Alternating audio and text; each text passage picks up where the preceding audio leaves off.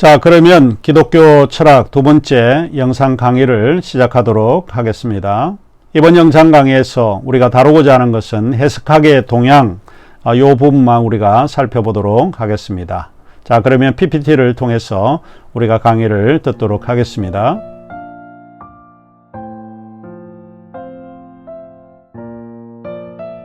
자, 그러면 우리가 12장으로 넘어가도록 하겠습니다. 12장의 주제는 해석과 윤리입니다.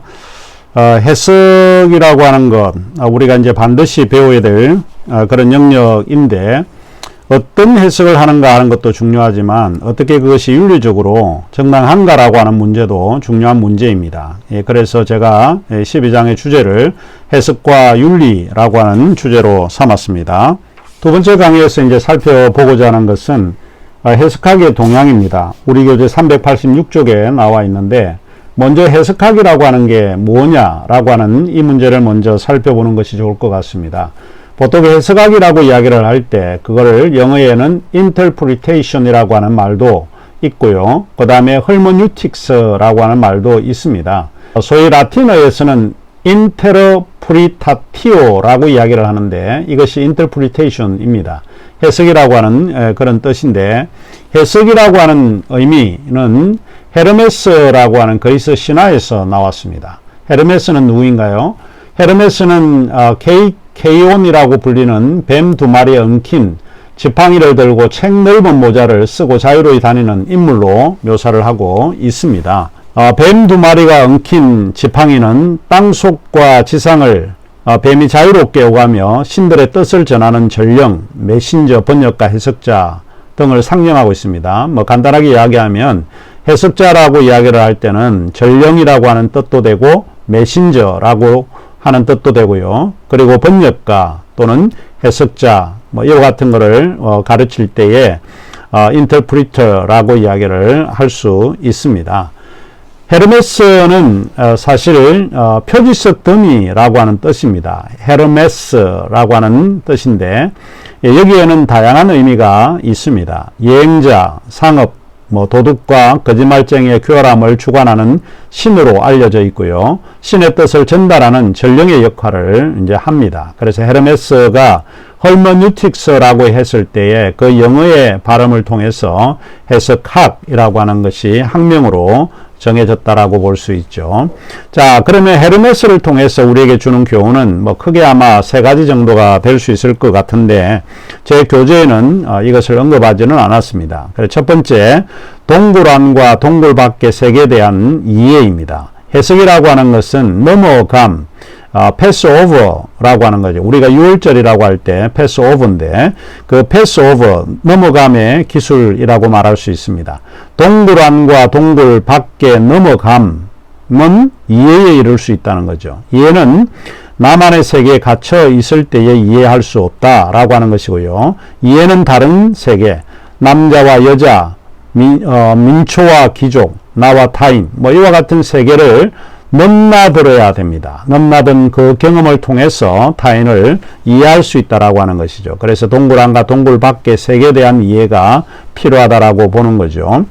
고린도전서 10장 29절에 보면, 내가 말한 양심은 너희의 것이 아니요 남의 것이니 어찌하여 내 자유가 남의 양심으로 말미암아 판단을 받으리요 라고 이야기를 했습니다. 우리가 우리 자신의 그런 구조 틀에서 갇혀서 살면 안 되고요. 타인을 생각을 합니다. 남의 양심, 내 양심만이 아니라 남의 양심을 생각해야 한다는 거였죠. 이 이해라고 하는 것은 내 중심이 아니라 타자 중심으로 갈 때에 이해할 수 있다라고 하는 그런 교훈을 우리에게 제공해 주고 있습니다. 두 번째 헤르메스를 통해서 주는 교훈은 여행의 안내자에 대한 교훈입니다. 일종의 표지석 더미라고 말할 수 있는데, 더미는 이정표입니다. 이정표는 길을 잃지 않게 하는 일종의 기준이죠. 무엇이 옳은가 무엇이 그른가 라고 이야기를 할 때에 충분한 이정표가 주어지게 되면 사람들은 옳은 길을 따르게 될 수 있다는 것이죠. 그래서 이정표와 같은 것, 그것은 길을 잃지 않게 하는 기준과 같은 것입니다. 여기에서는 발견하다와 되찾다의 의미가 들어가 있습니다. 결국은 여행자의 안내자, 표주석의 더미는 경계를 짚는 역할을 할 수 있다. 이 두 번째 교훈은 이제 그런 것이고요. 세 번째는 이해의 기술의 암시적 의미를 제공하고 있습니다. 결국 해석이라고 하는 것은 이해의 기술입니다. 해석은 이해의 기술을 이야기를 합니다. Art of Understanding이 궁극적 목표입니다.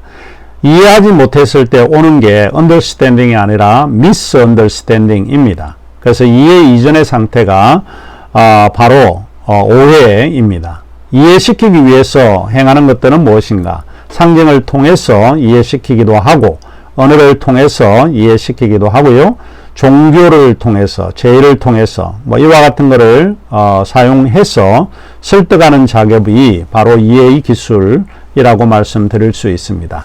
자, 그러면 우리가 오늘 다루고자 하는 해석학의 동향에 대해서 살펴보려고 하는데 386쪽에 나와 있는 내용을 해석학의 동향에 대해서 간단하게 살피고 이번 강의를 마치도록 그렇게 하겠습니다. 먼저 우리가 이제 살펴볼 해석학이 보편적 해석학입니다. 이 보편적 해석학은 슐라르마어에서 시작을 합니다. 슐라르마어는 근대 신학의 아버지라고 이야기를 하고 있는데 이 슐라르마어에서 시작한 것이 보통 보편적 해석학이라고 이야기를 합니다. 여기에서는 저자의 의도와 텍스트의 원 의미를 찾아내리고 노력하는 해석학이라고 볼 수 있고요. 두 번째 우리가 살펴보고자 하는 것은 현상학적 해석학인데 현상을 해석의 출발점으로 삼고 있습니다. 여기에서 이제 강조하는 두 사람이 있는데 하나는 후설이 있고 하나는 폴 리게르가 있습니다. 후설의 현상학적 해석학은 환원주의라고 이야기를 하기도 하고 에포케 현상 이와 같은 것을 강조하죠. 상당히 객관주의적 해석학을 강조했던 사람이 후설이고 반면에 폴 리게르는 상대주의적 해석을 강조했다라고 볼 수 있는데 폴 리게르의 현상학적 해석학은 후설의 현상학에 대한 비판에서 이제 출발을 합니다. 특별히 이제 그가 강조하는 이유가 무엇인가 하면 소격화와 전유성을 두 가지 조건 때문에 객관적 해석이 불가능하다라고 이야기를 하는데 그것은 잠시 후에 말씀을 드리도록 그렇게 하겠습니다. 그 다음에 이제 존재론적 해석학인데 존재론적 해석학은 독자가 굉장히 중요합니다. 독자가 성경을 어떻게 해석하는가, 텍스트를 어떻게 해석하는가에 따라서 달라질 수 있다라고 하는 거죠. 여기에 중심적인 어휘는 독자입니다. 리더입니다. 하이데거의 존재론적 해석학이 여기에 해당되는데 하이데거의 해석학은 세계의 존재를 이야기합니다. 모든 사람들은 자기의 세계를 가지고 있고 자기 세계를 떠나서 살 수 없다라고 보는 것이죠. 그 다음에 가다머의 존재론적 해석학은 두 가지를 강조하는데 선입견과 전통의 그 독자를 강조를 하고 있습니다. 그 다음에 이제 비판적 해석학 위르겐 하브마스입니다. 위르겐 하브마스는 이데올로기 비판과 이성을 강조하고 있습니다. 이데올로기가 뭔지 일종의 이념이죠. 이념이 뭔지 이제 이런 부분들을 한번 살펴보도록 하겠습니다. 포스트 모던의 해석학인데 이것을 해체주의 해석학이라고 이야기를 합니다. 디컨스트럭셔니즘이라고 하는데 여기에서 강조하는 것은 저자의 죽음을 주장을 합니다. 저자가 죽어야 텍스트가 폭발적으로 의미가 양산된다라고 이제 주장을 하고 있기 때문에 그렇습니다. 보통 이제 이들이 주장하는 것은 저자가 글을 만드는 것이 아니고 글이 저자를 만든다라고 보는 거죠. 우리가 생각할 때는 저자가 글을 만드는 사람이라고 생각을 했는데 그것이 아니라 저자가 만드는 글이 그 저자가 누구인지를 해석하게 된다. 이런 뜻입니다. 자, 그러면 우리가 차례대로 보편적 해석학에서 중요한 의미가 뭔지를 한번 살펴보도록 하겠습니다. 보편적 해석학에서는 이해의 이중적인 조건이 중요하다라고 말씀을 드렸습니다. 이해에 이르는 두 가지 해석의 조건은 문법적 해석과 심리적 해석 혹은 이제 다르게 해석이라고 하는 단어 대신에 문법적 이해와 심리적 이해 이 두 가지가 일종의 이해의 조건이 되겠습니다. 그러면 문법적 해석은 무엇을 이야기합니까? 주어진 텍스트에서 보다 정확한 의미를 이끌어낸다라고 하는 의미입니다. 그러니까 그 텍스트에서 저자가 어떤 의미를 가지고 썼는가라고 하는 그것이 더 중요하다라고 말씀드릴 수 있고요. 저자가 사용한 언어 연구와 언어를 둘러싼 연관성 이런 거를 연구해야 그 저자가 사용했던 텍스트의 의미, 단어의 의미가 정확하게 이끌어낼 수 있다라고 보는 것이죠. 자, 그러면 심리적 해석은 뭔가요? 심리적 해석은 저자의 의도를 가르칩니다. 우리가 글을 읽을 때, 텍스트를 읽을 때 저자가 어떤 의도를 가지고 이 문장을 사용했을까라고 하는 저자의 의도를 우리가 생각을 해야만 합니다. 저자의 심리적, 정신적 상태를 연구하는 일이 심리적 해석이라고 볼 수 있죠. 저자의 심리를 잘 이해하기 위해서는 저자의 주변과 역사적 정황을 우리가 반드시 살펴야 합니다. 간단한 이야기입니다. 심리적 해석은 저자의 사유의 맥락을 성실하게 따르는 해석이어야 한다. 슐라르마가 이제 그렇게 이야기를 했습니다. 자, 이제 다시 한번 요약을 하자면, 보편적 해석학은 이해를 하기 위해서는 두 가지 조건이 중요하다라고 보는 거죠. 문법적 해석, 글자의 정확한 원래 의미, 원 의미를 이끌어내야 한다라고 하는 그것이 중요하고요. 그 다음에 두 번째는 글을 쓴 저자의 의도가 어떤 의도로 글을 썼는가, 저자의 의도를 밝히는 것이 중요하다라고 말씀드릴 수 있습니다. 자, 그 다음에 이제 우리가 후설의 현상학적 해석학을 좀 살펴보는데, 현상학이라고 하는 것은 지향하다라고 하는 뜻이죠. 그래서 지향성, intentionality라고 이야기를 합니다. 지향성이 굉장히 중요한데, 세계라고 하는 것은 무엇인가요? 의식의 세계입니다. 의식이란 다른 어떤 것의 의식을 이야기를 하는데, 의식은 언제나 대상을 가지고 있고 바로 그 대상을 향하여 개방하는 그와 같은 의식이라고 볼 수 있습니다. 인간은 어떤 존재인가요? 인간은 죽은 존재가 아니죠. 수동적인 그런 존재가 아닙니다. 인간은 상당히 능동적인 존재이기 때문에 의식적 존재입니다. 무언가를 의식하는 그런 존재입니다. 인간은 주어진 상태 그대로 존재하지 않고 대상을 향해 의식이 뻗어가는 존재입니다. 따라서 인간은 능동적으로 의식하는 존재라고 보는 거죠. 그 현상학적 해석학에서 이제 후설의 이 현상학은 인간의 의식적 존재를 상당히 중요한 주제로 삼고 있습니다. 후설의 현상학에서 반드시 우리가 기억을 해야 되는 두 어휘는 이것입니다. 하나는 노에시스라고 하는 것이 있고 또 하나는 노에마라고 하는 것이 있는데, 노에시스와 노에마는 서로 상호작용을 해서 이해를 이끌어내는 것을 이야기를 합니다. 그러면 노에시스는 무엇이고 노에마는 뭐냐라고 하는 것이죠. 노에시스는 seeing that, 영어로 하면 있는 그대로를 보는 것을 이야기합니다. 있는 그대로. 현상학이라고 할 때 무엇이 일어났다라고 할 때 일어난 그대로 보는 것을 노에시스입니다. 근데 노에마는 seeing as, 뭐뭐처럼 보인다는 거죠. 지나가는 아름다운 미인이 이제 지나갔을 때 누구처럼 아름답다라고 이야기할 때 뭐처럼 아름답다라고 이야기할 때 이게 노에마입니다. 그런데 이거는 자기의 개인적인 취향이라든지 자기의 개인적인 그 평가가 들어가 있는 거죠. 네, 이것이 이제 잘못되면은 잘못 해석으로 이끌어갈 수 있는 위험성이 도달하고 있기 때문에 이거를 이제 묶어야 되잖아요. 그러니까 객관적으로 될 수 없기 때문에 환원주의로 다시 이제 가야 되는 이제 그런 상황입니다. 그래서 노에시스와 노에마를 좀 더 구체적으로 좀 설명을 하자라고 하면, 노에시스는 지각하는 것입니다. 주체입니다. 지각하는 것.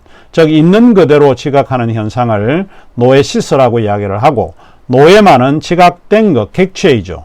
무엇으로 본다는 현상입니다. 요 두 가지죠. 근데 무엇으로 본다는 그 현상이 객관적이지 않을 수 있기 때문에 실제로 후설의 목표로 삼고 있는 것이 환원시켜야 한다는 거예요. 객관적으로 환원시키는데 그 객관적으로 환원시키는 그 방법을 뭐라고 이야기하는가 하면 에포케라고 이야기를 한다는 거예요. 그러면 에포케라고 하는 것이 뭐냐? 에포케는 괄호 묶다, 밑줄을 긋다, 그런 뜻이에요. 그러니까 쉽게 말하면 우리가 잘못 해석하고 이해한 것을 가로로 묶으라고 하는 것이죠. 객관적으로 나아갈 수 있도록 우리를 도와주는 그 방법이 바로 환원주의 방법이라고 이제 볼 수 있습니다.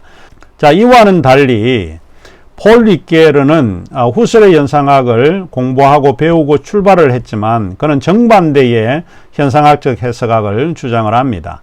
특히 그의 인식론의 근거에 대해서 우리가 살펴보게 되면 몇 가지를 우리가 설명할 수 있는데, 그 중에 하나가 그의 해석학은 상징과 언어의 상관적 관계에서 돌출된 결과물이라는 거예요. 해석이라고 하는 것은 상징과 언어의 두 가지 상관적 관계에서 나오는 그런 문제다라고 이제 주장을 하게 됩니다.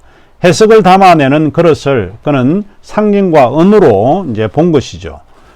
상징은 추상적인 의미를 구체적인 의미로 표상하는 것입니다. 이를테면 십자가라든지 물이라든지 침례식이라든지 성만찬이라든지 비둘기라든지 불이라든지 태극기 뭐 이와 같은 것들을 우리가 생각을 하게 될 때에 바로 상징이라고 볼 수 있습니다. 그리고 언어는 의미를 담아내는 그릇이나 의미를 담은 사건을 매개하는 수단이라고 이제 볼 수 있습니다. 두 번째 이제 우리가 그의 인식론은 현상의 의미화입니다. 일어났던 현상을 어떤 의미를 가지고 설명을 하는가라고 하는 것이 이제 중요한 것이죠. 그래서 현상은 해석의 의미를 추구하는 근본 원리다라고 말할 수 있습니다. 이해는 현상과 실존의 접목입니다. 자, 그 다음에 이제 언어와 존재의 조화에 관해서 그가 이야기를 하고 있는데 이것이 이제 현상학적 해석학에서 르케르의 해석이 중요한 의미를 지니고 있다라고 볼 수 있습니다. 첫 번째로 이제 그의 해석학은 랑그와 파롤의 관계에서 이해를 합니다. 그러면 랑그는 뭐고 파롤은 뭔가요? 우리가 먼저 이제 랑그는 정적인 언어 체제, 움직이지 않는 언어 체계이고 파롤은 의미 체계라고 볼 수 있죠. 자, 이 개념을 기표, 즉 신의 피양, 신의 피양과 기의, 즉 신의 피해로 이해를 합니다. 그러면 신의 피양은 뭐고 신의 피해는 뭐냐? 신의 피양은 의미하는 기호를 이야기를 하고 신의 피해는 의미되고 있는 것을 이야기를 합니다.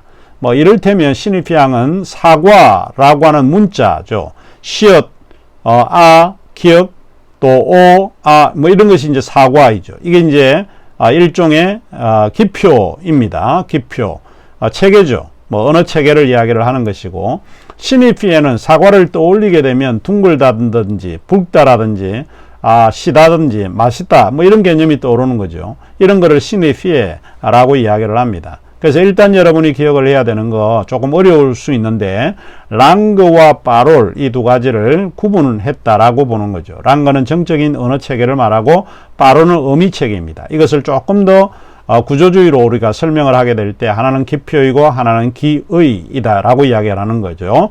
기표라고 하는 것은 신의 피양이라고 이야기를 하고 기의는 신의 피에라고 이야기를 합니다. 신의 피양은 의미하는 기호이고 신의 피에는 의미되고 있는 기호입니다. 이렇게 여러분이 기억하고 기억하시면 좋을 것 같습니다. 자, 그러면 이제 르케르의 해석학으로 돌아와서 르케르의 해석학은 텍스트 속에 있는 담론을 해독하는 작업이다. 결국은 이제 글 속에 담겨 있는 여러 가지 의미를 해독하는 그것이 해석학이다라고 이제 주장을 합니다.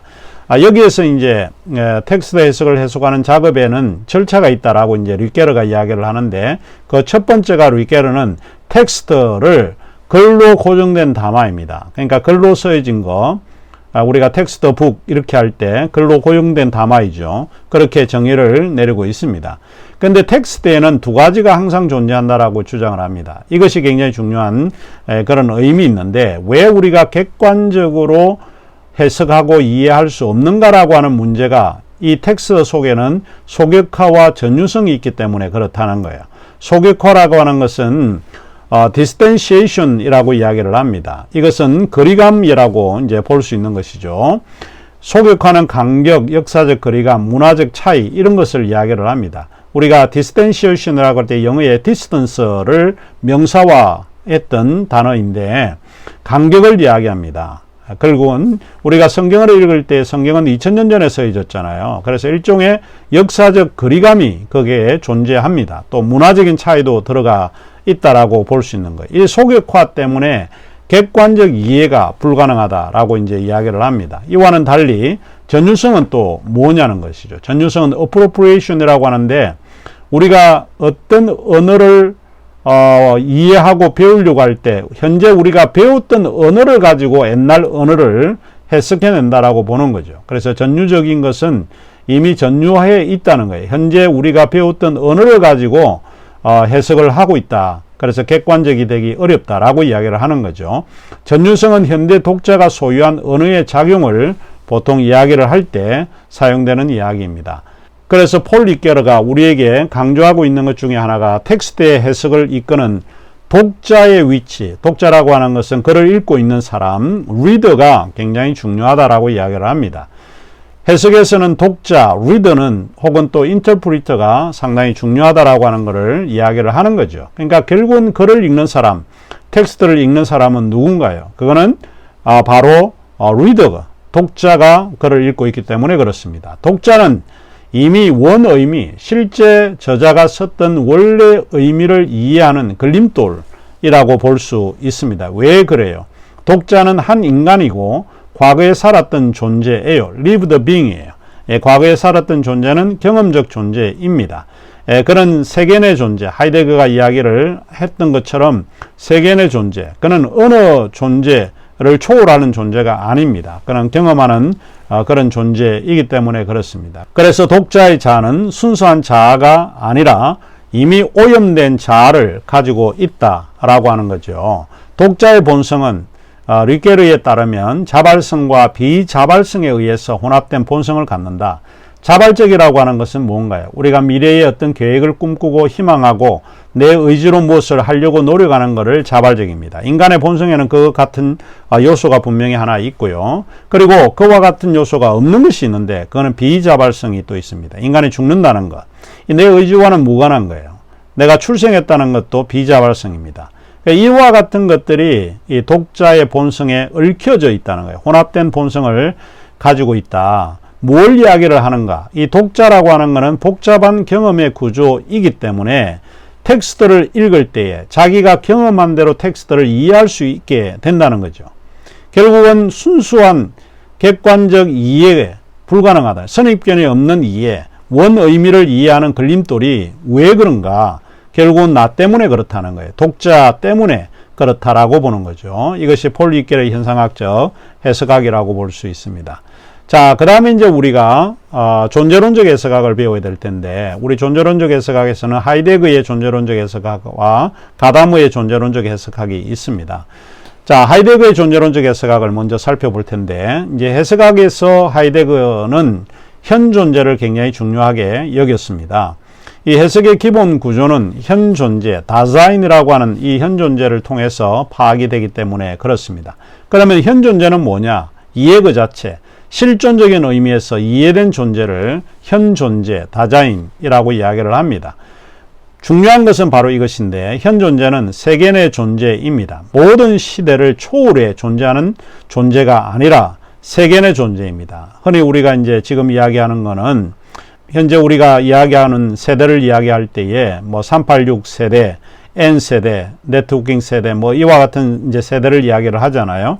세계의 존재라고 보는 거죠. 우리는 제한된 존재, 문화적인 존재, 역사적인 존재를 이야기를 할 때 현 존재는 세계의 존재라고 이야기를 합니다. 현 존재는 시간성에 의해서 파악이 되죠. 유한하다는 거죠. 현 존재는 물음을 받고 있는 존재입니다. 그래서 객체적 존재입니다. 다른 사람들이 여러분을 볼 때에 평가를 하는 존재이죠. 질문을 하는 존재입니다. 질문을 받죠. 여러 사람들이 여러분에게 하는 질문을 받고 있는 그와 같은 존재입니다. 자, 그 다음에 이제 존재론적 해석학에서 이해의 논리에 대해서 한번 살펴보는데, 해석은 항상 자기 이해에 근거를 두고 있다라고 하는 것이고, 이런 점에서 모든 이해는 이론 합리적이다 라고 말을 할 수 있는데, 이론 합리적이라고 하는 말이 좀 어렵게 들릴 수는 있는데, 이것은 이해는 존재 전이해, 선시, 미리 이제 보는 거, 선지각, 미리 지각을 하는 거, 선소유된 이해를 이야기를 합니다. 일종의 선입견이죠. 인간은 어떤 텍스트를 읽을 때 이미 그 존재가 가지고 있는 전이해 구조를 가지고 텍스트를 읽고 있다. 뭐 그렇게 이해하시면 될 것 같습니다. 그래서 독자인 해석자는 앞서 가짐, 그게 뭐예요? 선입견이고 앞서 봄, 예단하고 예측을 합니다. 결국 누가 문제냐? 독자가 문제라는 거야. 독자는 세계의 존재이기 때문에 이미 제한적이고 역사적이고 문화적인 그런 요소를 가지고 텍스트를 이해할 수 있다. 뭐 이렇게 정리하시면 될 것 같습니다. 결론적으로 하이데거의 해석학은 어디로 돌아오는 거예요?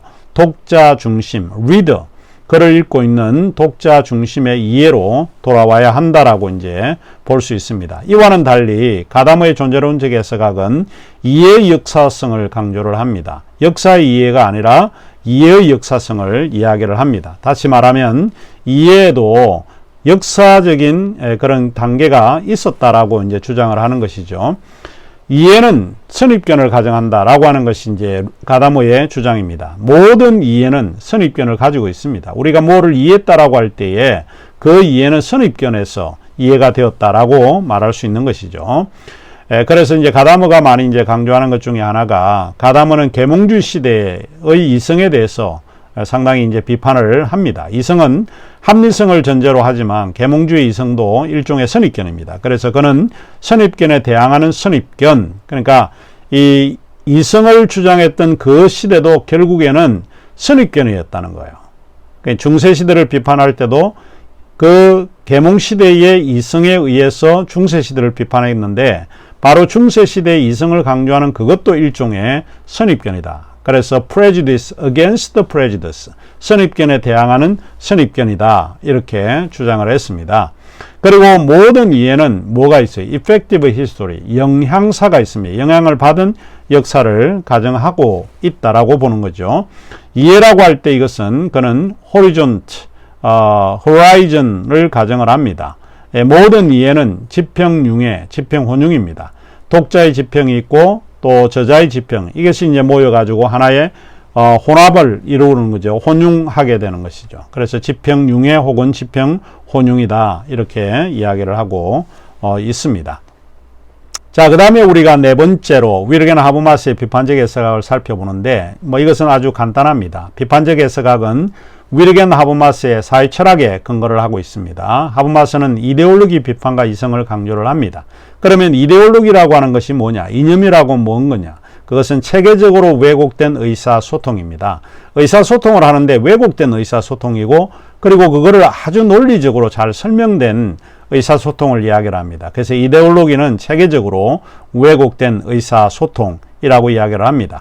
비판적 해석학은 진리를 추구합니다. 왜냐하면 이성을 포기하지 않기 때문에 그런 거죠. 하지만 이 진리를 뭐라고 이야기하는가 하면 컨센서스, 합의에 도달하는 진리입니다. 우리가 서로 구성원들 간에 합의에 도달하는 그것이 일종의 진리다, 이렇게 이야기를 합니다. 그래서 여기서 위르겐 하버마스의 비판적 해석학에서 기억할 것은 바로 이데올로기라고 하는 것이 뭐냐라고 하는 것을 기억하시면 좋을 것 같고, 그리고 하버마스가 이야기하고 있는 진리가 뭐냐? 그건 합의다, 컨센서스에 이르는 것이다 라고 하는 이 두 가지를 기억하시면 좋을 것 같습니다. 이제 마지막으로 해체주의 해석학인데, 해체주의 해석학은 자크 데리다에 의해서 정교하게 만들어졌던 것이라고 볼 수 있습니다. 여기 영어에 D라고 하는 것은 탈이라고 하는 뜻이죠. 이전에 있던 거를 벗어버리는 거를 보통 이제 해체라고 이야기를 합니다. Deconstructionalism이라고 이야기를 하는데, 해체주의는 푸코와 마찬가지로 서구 전통 철학에 대해서 상당히 비판적입니다. 서구 전통의 이제 사상을 현존의 형이상학이다, 이렇게 로고스 중심주의다라고 이야기를 하는데, 이거는 좀 복잡해서 수업 시간에 우리가 좀 이야기를 해야 될 것 같고요.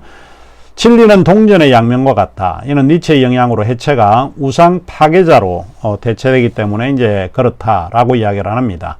한 가지 이제 기억을 해야 되는 거예요. 해체가 어떻게 이루어지느냐라고 하는 것인데, 그것은 글쓰기를 통해서 이루어집니다. 글을 쓴다라고 하는 것, 그러죠? 일기를 여러분이 한번 생각해 보시면 됩니다. 하루에 일어났던 사실적인 내용을 가지고 일기를 씁니다. 근데 그 일기는 일어났던 사실과 완전히 대응적으로 일치할까요?